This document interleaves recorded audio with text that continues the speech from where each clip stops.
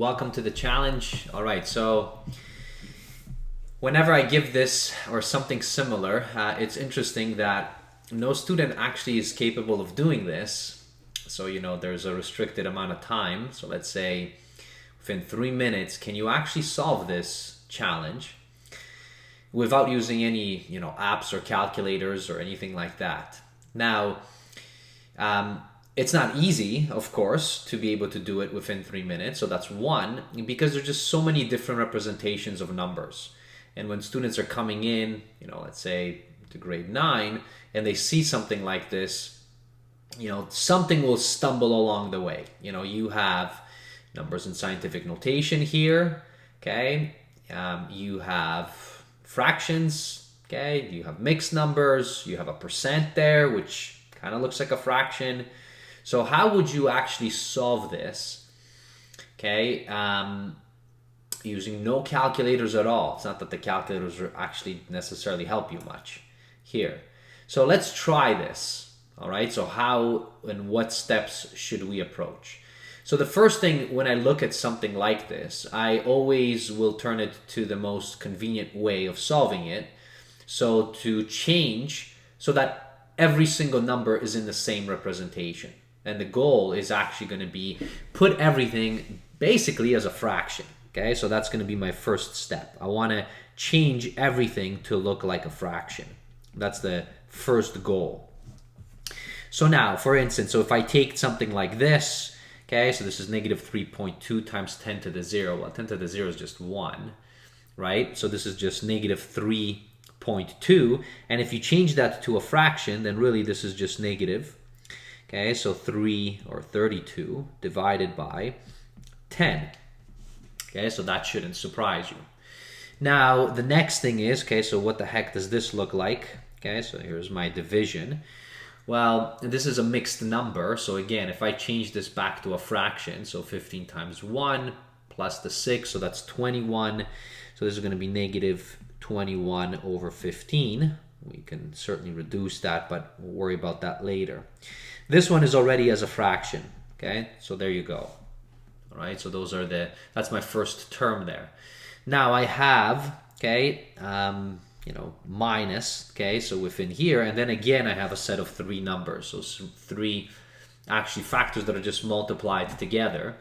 And again, so if I take this out and put them as a fraction, so this one, okay, so if I rewrite this, okay, so this really is just equal to that, right? So 10 to the negative 2. So you're switching it back from scientific notation to a decimal. And this as a fraction is going to be, maybe I'll keep it in brackets. So this is going to be 72, okay, all over. Okay, 1, 2, 3. Okay, so that's my fraction form because it's just 72, okay, thousandths. That's all that is. Now, next, so there's a division there. And now here I have, okay, a percent. So this is, the annoying thing that students sometimes don't like. So first of all, 1 and 2/5 is really just 7. So this is, I'm going to write this below here just so that you can see it. This is really 7 over 5%. Now, this percent, so I'm not so sure why this gives students a headache, but they sometimes will see this as a fraction and they don't know what to do. They're stuck. But remember that if you have a number, right, so any number, which is a percent, if you want to change it back, you just divide by 100 because this percent symbol just means out of 100. So really, this is just 7 over 5 divided by 100. And that, okay, if you work that out, is going to be 7 over 500. Okay, so I can put that in here as so, all right? And now I'm going to remove this junk, okay, out of here. Now the last one, okay, so that is just a mixed number. So this is going to be multiplied by, so I guess this is what, 10 over 3. All right, and it is negative. All right, so I'll keep it in brackets there for us. So far I hope so good. So now I have everything as a fraction. So now the next step, okay, now that I have everything as a fraction, now some of them are improper, doesn't matter. So the next item that I'll typically will do, okay, in this thought process is, all right, okay, let me get rid of all of these different, okay, so these divisions that I have in here, plus okay, what I might do in front, okay, or ahead of time is I don't really want to have these negatives, right? So if I take this, okay, as my one term, so there's three factors just basically multiplied and divided by it. So notice the negative and the negative, so that whole term is going to be positive. So maybe here what I should write is, get rid of your negatives. Okay, so get rid of your negatives as maybe as our step number 2 before the division.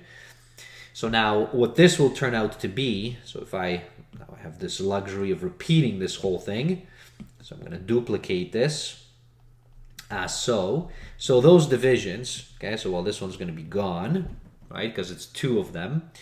And then what do I have in there? So I have 1 and 2 as well, okay, so those ones are going to be gone, okay, because the negative and negative, so I can just, okay, do that. Okay, so let me bring back that bracket. So get rid of the negatives if necessary. So that's it. So now I guess, step 3 is, I don't want to have any divisions. All right, okay, sounds good. So now if I get rid of all the divisions, okay, within here, so then this whole thing is going to turn out to be, so this is 32 over 10 multiplied by, so remember it's reciprocal. All right, okay, so that's there. If you forgot about reciprocals for whatever reason, put up a link up above there. So times, okay, this is going to be 7 over 4, so this looks now much nicer. And now here, what I'll have is, so 72 over 1,000, it's not very pretty, times 500, okay, over 7, multiplied by 10 over 3. Okay, so now no more divisions. And now what I have is just a bunch of multiplications. Now before you start multiplying, because if you have to do this with no calculator, you certainly don't want to do that because these numbers are going to get enormous, right? And you're going to have a problem at the end trying to find common denominators if needed. So what I recommend actually as your next step is, try to reduce, so reduce as much as possible. So for instance, so if I look at this, I'll start off with 32 and, what can I reduce here? Well, I guess 4 goes into 32 and it goes 8 times actually. Okay, so it goes into itself once. So that reduces that. I have, okay, so this 7 and the 21. So now we'll go into it 3 times. So 15 and the 10. So 5 goes into both of those. So this is going to be 3, this is going to be 2. So notice that's so much nicer. So now 3 and the 3 just cancel each other. And then the 2 goes into the 8 4 times. So really this entire mess, okay, so this whole thing that we have in here just reduces and it's just 4. It's equal to 4. All right.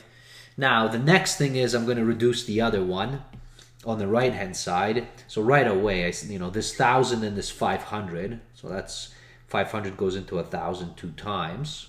So that's great. Now these ones are not that easy in here. I guess, can we do anything else? I guess the 2 goes into the 10.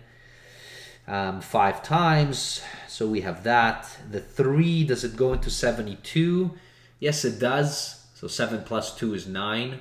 So if you forget about the divisibility rules, okay, another link up above for you, okay, if you need that.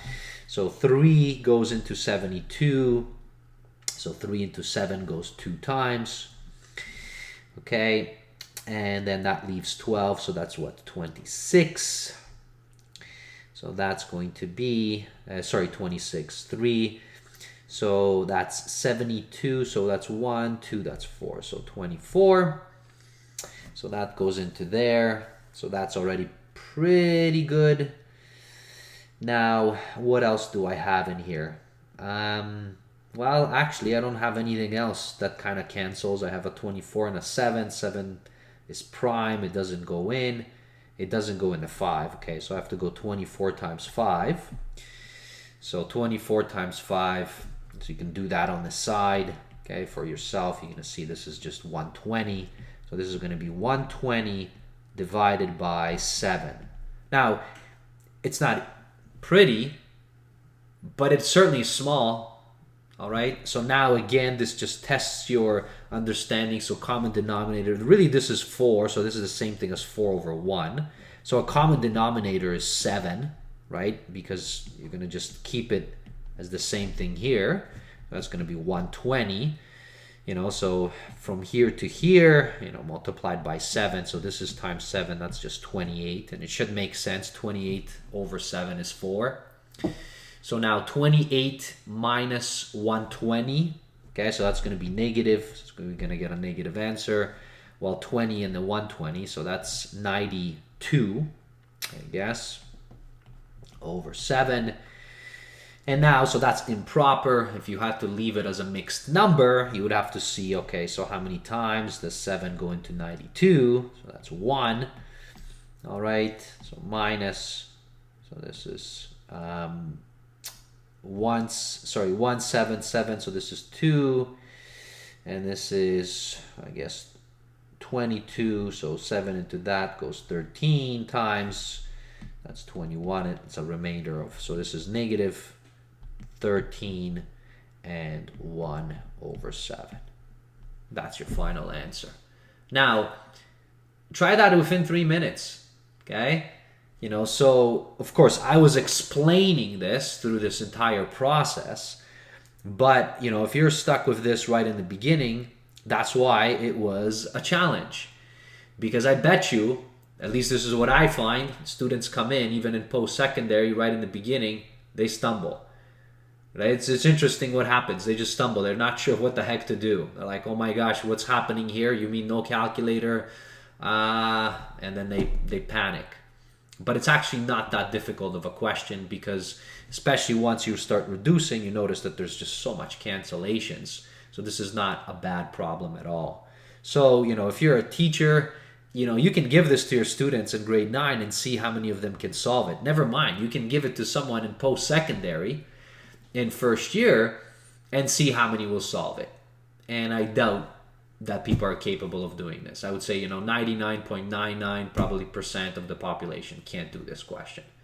And certainly can't do it, without any sort of help from somebody else.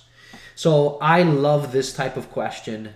It really challenges you on understanding representation of numbers. You have scientific notation, you have percents, you have fractions, mixed numbers, so on.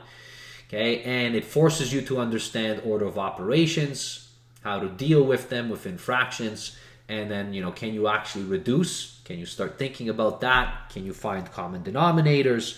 Like, it's a awesome question, okay, to encapsulate so many things, okay, on the numeracy side for students. All right, let me know in the comments what you thought. Okay, let's see if you can set a timer for yourself and then actually solve this on your own. And if you were actually capable of doing it without seeing the solution. Okay, bye everybody. Cheers.